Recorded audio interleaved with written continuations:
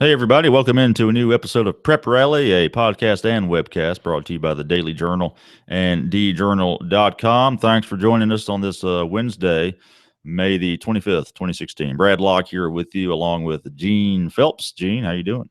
I'm doing good. I'm recovering from my 3 weeks of state track meet and state softball, and this past week, baseball. Baseball. And that is today's topic, my friends. Baseball pretty much wrapping up the high school sports year down there in Pearl. Northeast Mississippi did pretty well. We'll talk about that in just a minute. First, to remind you, you can listen to us a variety of ways. Again, it's a webcast and a podcast. So you got the webcast here at djournal.com. If you miss it, go back and watch the replay. Or you can just listen to it for free on iTunes, your podcast app, or at preprally.djournal.com. Also, find us on Twitter at djournalpreps. Gene, you were in Pearl for several days.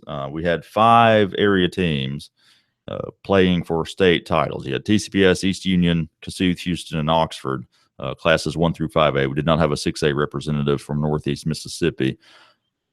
But the 5 teams we had down there, Gene, they all won. They all won state titles, which I believe is unprecedented for Northeast Mississippi. It is. You know, I had a column in today's paper, Wednesday's paper.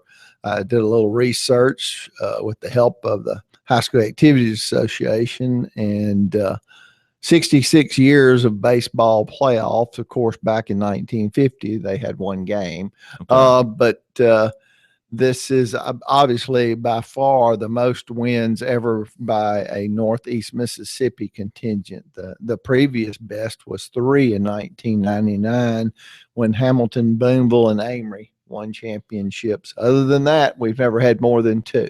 Wow. And, you know, I mean, and baseball up here has been pretty good. It has. It's improved over the years. I moved up here 30 years ago, and I was talking with a coach the other day, one of the area coaches, and the Pine Belt's always been strong. Sure. You can just about look through the records in years past, and there's going to be at least 1 Pine Belt team in there, a Sumrall, an Oak Grove, a Petal, a Hattiesburg. Right.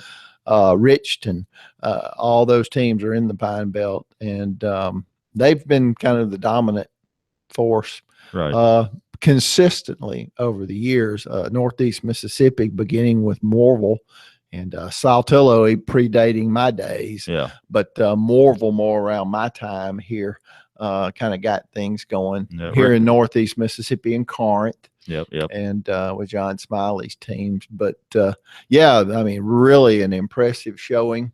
I think going in, we figured that Oxford was probably should have won 5A. It'd have been a disappointment if it had been anything less. I think with all the talent, Houston's got a lot of folks expected Houston to repeat. And how can you not go with Kossuth? I mean, my goodness, they had won 2 out of 3, lost in the state semis last year, had a lot of those players back from that team 4 years ago, including Jacob Wilcher, and Kossuth comes back and wins. It's 3rd in 4 years under a 3rd coach, but we'll talk about that in a little bit. Right. We're just going to, what we're going to do on today's show, we're just going to run through and talk about each team that won a state title, spend a few minutes kind of breaking down what happened there in Pearl.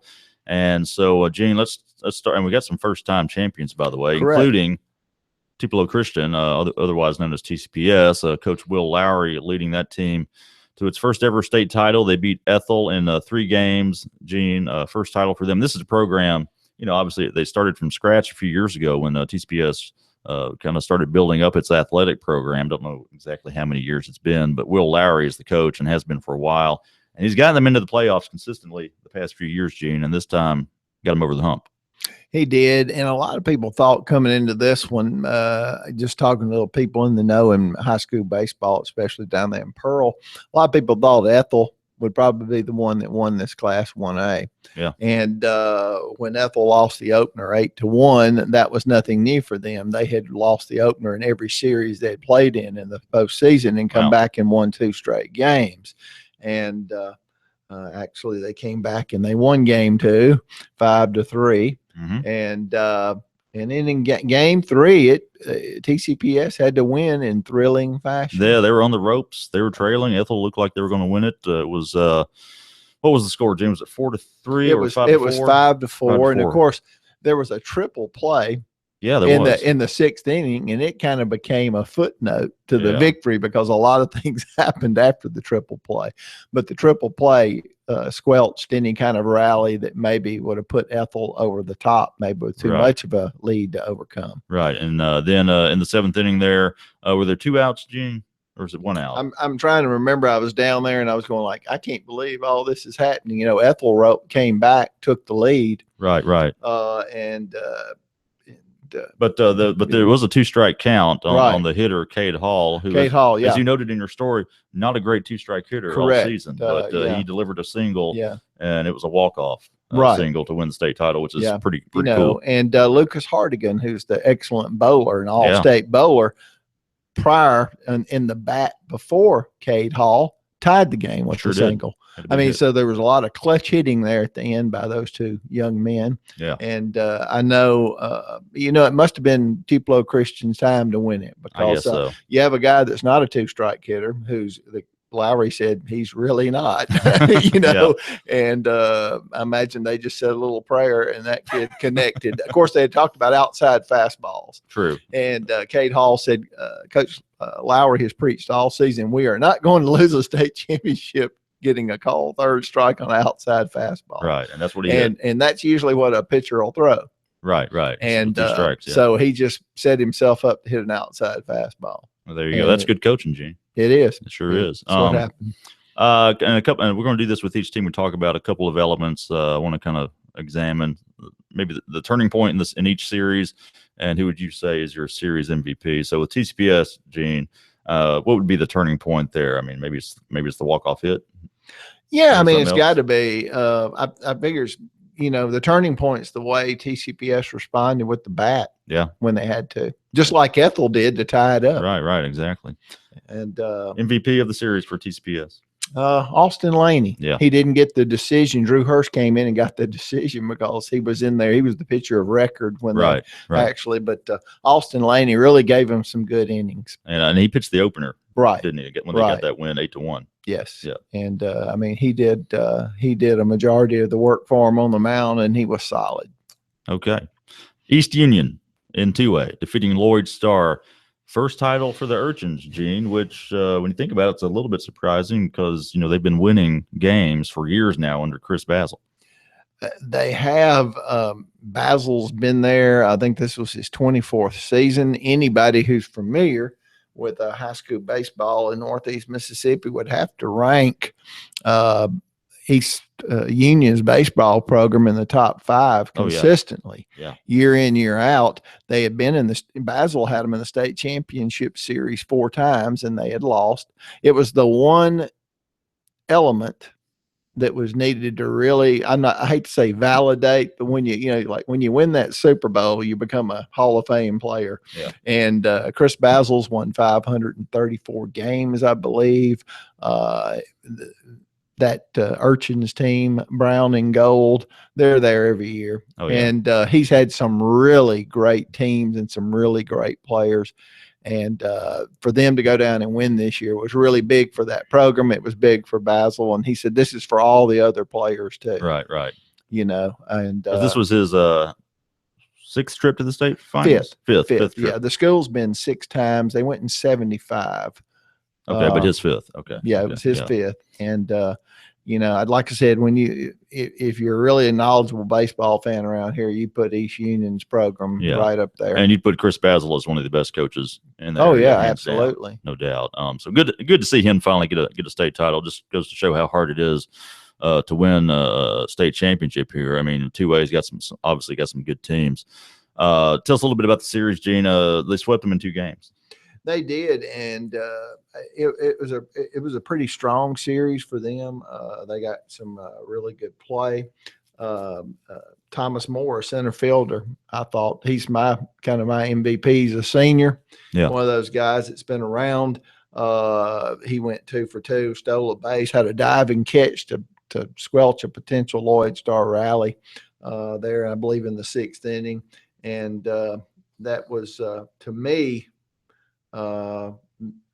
That was kind of his diving catch. I thought was one of the plays of the entire series for them. And I thought Will Roten, a pitcher, Yeah. In game one. Will's got like an 11-1 record. He came out and won the opener for him and pitched really solid. So Thomas Moore, your MVP and the turning point, would you say? I would say the turning point for them was just the way they just closed the door. Yeah. To win game two. I mean, I can't think, the Moore making the catch. Yeah. That's big. To kind of squelch any kind of rally Lloyd Starr was made. And Lloyd Starr had a lot of fans there. Good grief. I don't know how many people live in Lloyd Starr, but I think all but 5 of them were there. That was an unbelievable crowd. That's around the Brookhaven area of Lloyd Starr. Yeah. And I might have the wrong county. They may not be a Lincoln County school, but it's somewhere around that area. Right. But yeah, just how well they played. I mean, they really played well. And this is a East Union team that had 4 freshmen in its lineup. So they're going to be back in the mix next year. Yeah, but they better enjoy it because if anybody knows, Chris Basil knows, it's hard to win a state championship. Sure is. Kossuth makes it look easy, though. They've won now 3 in 4 years, Gene, under 3 different coaches. That's pretty impressive. I mean, that just gives you an idea of just the core of talent they have playing in that program. Oh, it is. And Josh Dowdy was the coach this year. And he left a really good job in Bruce and a good program and a program that supported him and everything. And the program where he won a state title, right? Yes, he did in 2012. And he took that Kossuth job. And the support there in Kossuth's unbelievable. And they really got that program going. They've got a lot of really good players. And I talked with Dowdy the other day, and he said it was tough to move, and a lot of people ask him, why did you move from Bruce? And he said he just, he saw the same things in Kossuth that he got in Bruce. And, he thinks he can keep Kossuth's dynasty, and you got to call it a dynasty. Yeah. You win 3 out of 4. That's a dynasty. You got a dynasty going, and he's got some dynasty-like players coming back. Yeah, and Nick Wilcher's one of them. Yeah, and his brother Jacob was a member of has won 3 rings. Jacob has been a member of all 3 of those teams and an integral member of all 3 of those teams. And you mentioned Nick Wilcher; he'll be back. But they had a lot of guys, like you said, Gene, who had been a part of those state champion teams before. So I mean, I think that right there made Kossuth a favorite going in against St. Andrews. Oh, absolutely. And that St. Andrews team was really good. And when you talk about a turning point in that series, I think Nick Wilcher, who plays right field, who's we just talked about, is Jacob's younger brother. Yeah. St. Andrews, bottom of the 7th, was 6 and win game 1. They had runners first and second, 2 out, everybody going on contact, a left-handed batter up. Yeah. And he hits a screamer, and Wilcher runs it down and going backwards and makes the catch. A lot of people don't make that catch. Yeah. If he doesn't make that catch, Kossuth goes down 0-1 in the series. And they end up sweeping it in 2 games. Yes. MVP of the series. Boy, that is tough. Tough call. That's going to be tough. MVP of that series, I'll do 2. Nick Wilcher and Hunter Swindle, the pitcher. One game. Yeah. Hunter Swindle, I don't know, a lot of people probably don't remember. People in Kossuth do. He pitched game 2 and won it when they beat the powerful Summerall 4 years ago to win the state championship. Right, yeah. And a lot of people thought, Kossuth would just be happy to be there. They won the 18-inning game against Independence to get that, and most folks figured they'd go down and get swept by Summerall, and they turned the tables and swept them. And Hunter Swindle was big on the big stage as a freshman and won game 2, and he was big as a senior winning game 1. He had a solid game in that game 1. There you go. Moving on to 4A, Gene, the Houston Hilltoppers defeated Newton County. First title for Houston, although we talked about it all season, Gene. They were a favorite in 4A. Yeah, I mean, they've got so many good players. And a lot of people thought, well, this is their year to win it. And I think Houston was pretty confident the entire season, knowing what they had. I mean, they finished 31-4. One of those losses was in the state finals. Right. Won 3 games, right? And, really strong team, a lot of great players. Denver McQuarrie, I guess everybody knows about him. He signed with Mississippi State. He was our defensive player of the year, state leader in interceptions, in career football, in interceptions in football, phenomenal athlete. They've got Luke Hancock, a sophomore catcher, who's making most people's all-state teams. Yeah. Tanner Smith, a junior pitcher, did outstanding in the series. They just had a little burp there. They got beaten 9-1 in game 2. Yeah, that's a little surprising. But I mean, you're facing a good team there in Newton County, but came back in game 3. Came back in game 3. I was interviewing Scott Gann, Houston's coach, after game 2 when they had gotten beat 9-1. Yeah. And Denver McQuarrie came up to him and went, "Coach, give me the ball." That's right. That's all he said. And he gave him the ball for game 3, and McQuarrie struck out 13. Yeah. He gave up 7 hits. 3 of those came in the last inning when he was trying to, he was fatigued. Right. And they were choking up and hitting singles right up the middle. But anyway, an impressive performance. And Denver also helped his calls, going 4 for 4 with 3 RBIs in that game. Wow. So there's no doubt who the series MVP in my mind is. It's Denver McQuarrie. Denver McQuarrie, a very talented kid. You mentioned what he did on the football field. He's going to play baseball in college. Yeah. So he's the MVP, Denver McQuarrie, and a serious turning point, Gene. I think just coming back and winning again after getting beaten 9-1, and they score 4 runs in the first inning and 4 runs in the second inning to go up 8-0. Yeah, they took it. Jumped out that'll early. Take the wind out of anybody's sails. In a game 3. And this is a Houston team was probably not used to getting beat like that during the regular season. And so there are no losses like that. So you don't know how they're going to react to that, if they'll get discouraged. Obviously, they just came out and just guns blazing. This is a Houston team that split with Oxford. Yeah, very good Oxford team. So speaking of Oxford, in 5A, the Chargers winning their second straight state championship. Gene, you look at they defeated Hattiesburg, by the way. You look at their record, and last year they went they had 1 loss. I forget how many wins. Yeah. 1 loss. Jason Barber had the 0.00 ERA.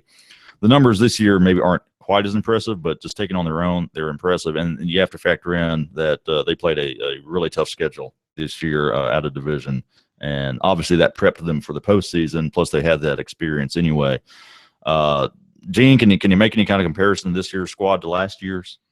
It's really hard. This one's because of the experience and everything. If you put them in one of those video games, I think this year's team, just because they were a year older, might win. They'd be close. It would be. I mean, this is a super talented team. Yeah, it really is. All up and down the lineup. And we were talking about the off the air all area team that you've got to pick for baseball, and Oxford's going to have several candidates. They do, at least 4. Yeah, you got Jason Barber, as I mentioned, the pitcher. He's a Ole Miss signee. Yes. You got Houston Roth. Ole Miss signee. Pitcher and outfielder, heck of an arm. Right. You've got the Kessinger kid. Remind me his first name. Gray Kessinger, shortstop. Grandson of Donnie Kessinger. Yeah. And who else we got? Thomas Dillard. Thomas Dillard, yeah. Yeah, the nation's leader in home runs. Yeah, and it hit 2 out of that cavernous. He transferred to Oxford this past year from Briarcrest Christian up in the Memphis area. Yeah.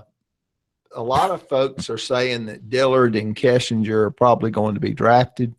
And again, I've talked with a number of people, and I don't know what scouts are looking for. Yeah. You want just raw power. Thomas Dillard has got it. Plus, he's a catcher.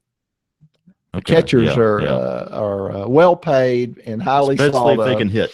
Yeah, and this guy's got power. Hit 2 home runs in the finals, and he knocked them out. One was 365, the other one was 355, and he's doing that with a BB core bat. Goodness. And there were no other home runs hit, I believe, in that tournament. Wow. And he hit 2 in one game.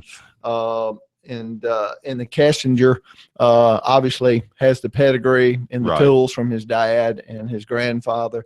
And I don't know if he'll go pro or not. I don't know a lot about that situation. I'm talking to outsiders and not the Kessingers. Right. But he's got the tools, and he's going to add about 20 pounds.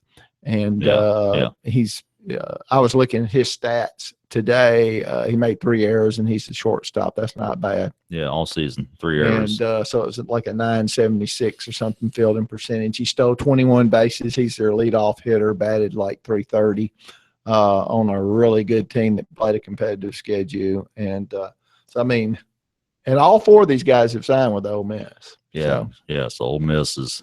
And then you had, I'm trying to remember which one of the Biancos it is already committed to LSU. Is it Drew Bianco? I can't remember. There's 2. There's Ben and Drew, and one's injured, and they're really good players. That's where Mike Bianco played, of course. Yeah. Their dad, the Ole Miss coach. So that team is loaded, or was loaded. Yeah. So series turning point. It was a 2-game sweep of Hattiesburg there. Just getting down there. I guess that was the they showed up, and the talent took over. I've got to go with Dillard is the MVP. Thomas Dillard, yeah. I mean, he won he went ahead and won it on a 10-1 rule with a walk-off solo. They 10-runned him in the finale. So it was a walk-off home run to win state. Yeah, it was 9-0 in the 6th, and they had to have 10 to have and they were batting, and he clobbered it. So, yeah, it's not your typical walk-off home run, but it counts. Yeah. And, you could have given it to Barber. He was our player of the year last year with the 0.00. And he just was named a Gatorade player of the year in the state for the 2nd straight year. Who do you pick from that team to be an MVP or a player of the year? I don't envy you having to make that choice, Gene. And I think Denver McQuarrie is in the running for our player of the year also. Certainly.